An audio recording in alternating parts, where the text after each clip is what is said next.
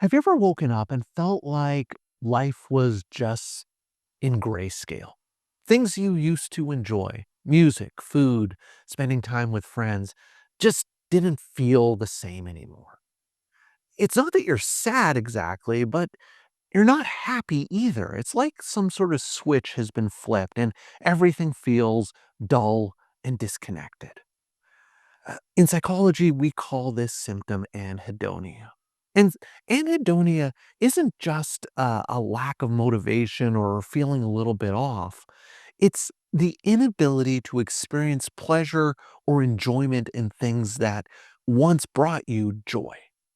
You might find that hobbies begin to feel like chores, food tastes bland, or time with loved ones, people you care about, leaves you feeling drained instead of fulfilled. It's not moodiness, it's not sadness, it's just a sense of nothingness. Anhedonia can feel like your brain has shut off its ability to feel good. It's as if your internal reward system has gone offline. People often describe it as an emotional numbness or a sense of detachment, like watching life from behind a glass wall. I once heard a client refer to it as like it's like someone took a big ice cream scoop and just scooped out their insides. And so they just feel like there's nothing inside. And so there's two types of anhedonia that you can think about. There's social anhedonia, which affects relationships. Maybe you find yourself avoiding friends or family, or when you do spend time with those people, it feels more like an obligation rather than something that you enjoy. Conversations that used to be enjoyable or engaging now feel draining and exhausting. You might even find yourself pulling away from people, not because you want to, but just because it all feels like so much effort. And then there's physical anhedonia, which is a loss of pleasure in your sensory experiences. So, food that you once really enjoyed tastes like nothing. Music that you used to find really moved you emotionally just feels like background noise. Even physical touch, hugs, holding hands, the warmth of the sun, it may just not bring that same level of comfort or fulfillment. Anhedonia, it's not the same as sadness. It's not about feeling low. It's about feeling nothing. It's the absence of positive emotion that affects every part of your life, from relationships to work to basic self care.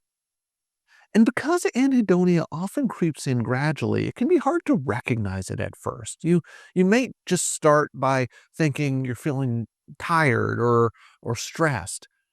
But when that anhedonia lingers, it can start to interfere with your ability to live and can affect what you want to do in your life. And that's when it's important to really start to think about what's going on with experiencing anhedonia and what you can do about it. Now, the thing is, there's no single cause for anhedonia. It's usually a result of multiple factors that can affect a person's ability to process emotions and reward in your life.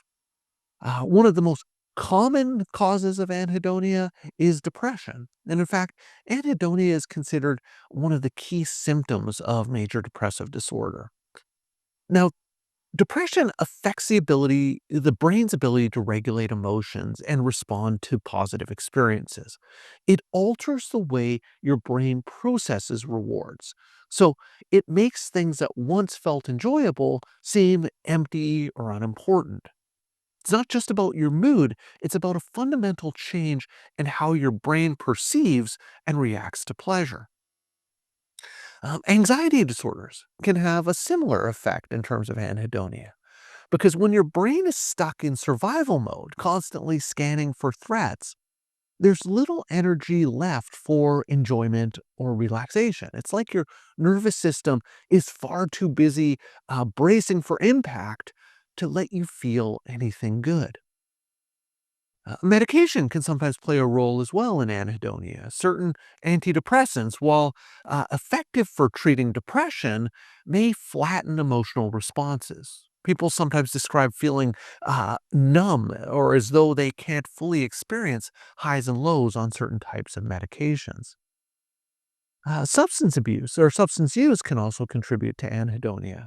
Alcohol or recreational drugs can provide some temporary relief in the short term, but over time, what they do is they dull the brain's natural reward system.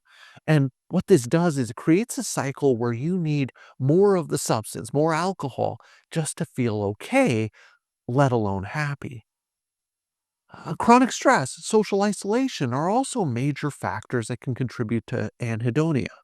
Long term stress wears down the brain's ability to process rewards, and this makes it harder to feel joy.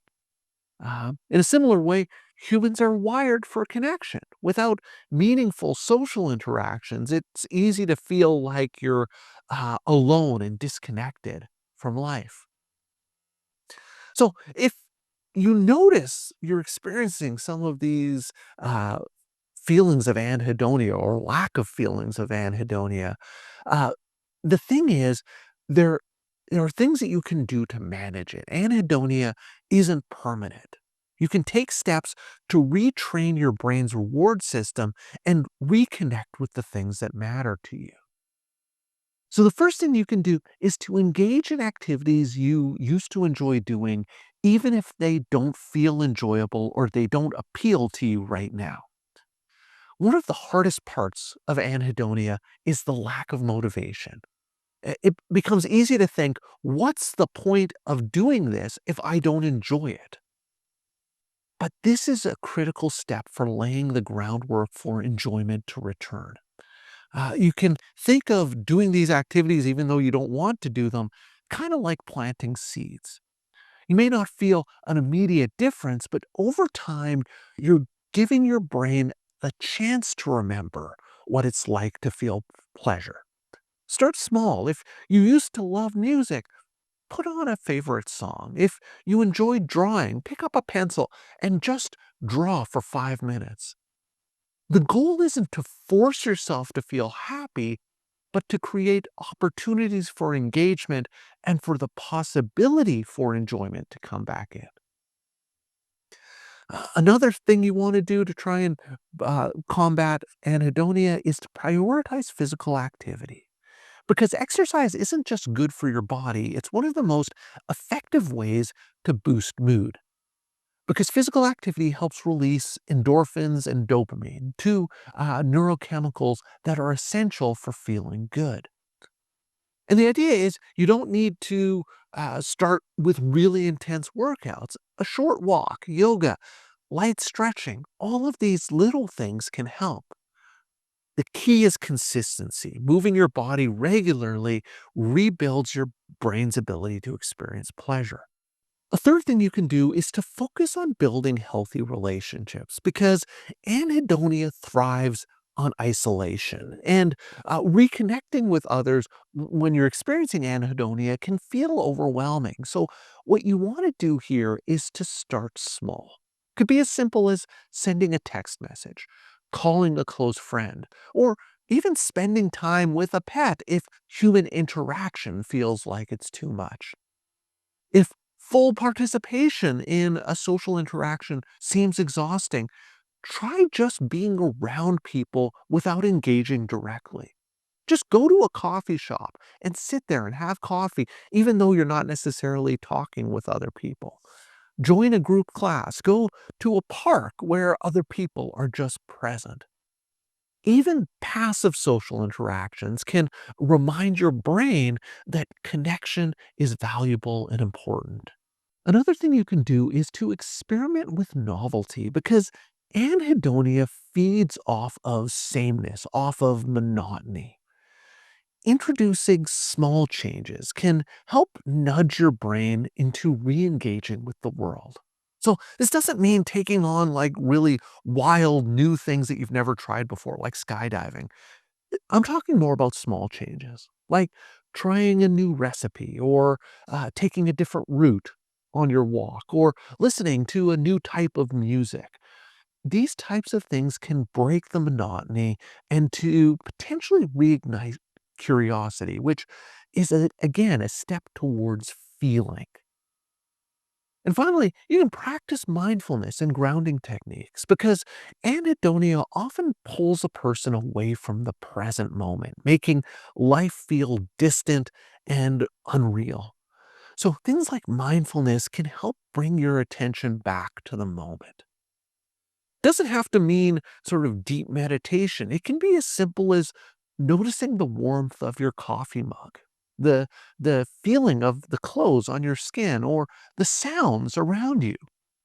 These small moments of being present gently remind your brain how to engage with the world and how much of the world there is to engage with.